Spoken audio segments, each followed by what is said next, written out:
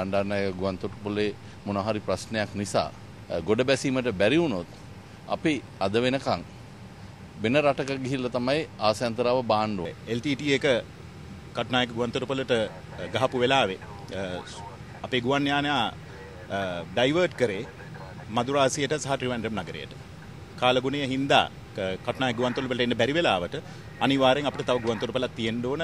අද මේ ජාත්‍යන්තර ගුවන්තොටුපොලක් ලංකාවේ තිබෙන නිසා දැන් මේ ප්‍රශ්නේ එන්නේ නැහැ. මේ ගුවන්තොටුපොල විවෘත වෙන්න තියුණ මම හිතන්නේ මීට අවුරුදු ගානකට ඉස්සර මම හිතන්නේ හුඟක් ගුවන් නියමුවන් මාත් එක්ක එකඟ වෙයි ඒකට. හැම දෙනාටම බලා ගන්න පුළුවන් මොනතරම් ලස්සන ගුවන්තොටුපොලක්ද මත්තල තියෙන්නේ කියලා.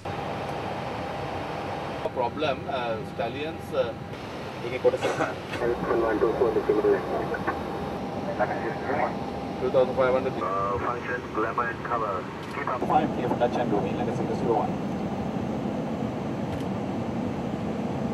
ගාම තියන්න වයින්ද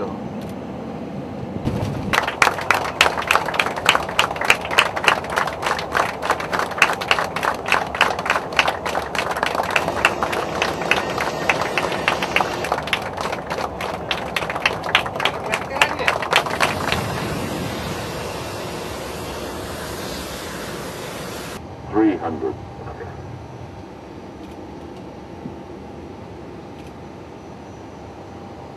more to your side 065 065 got it.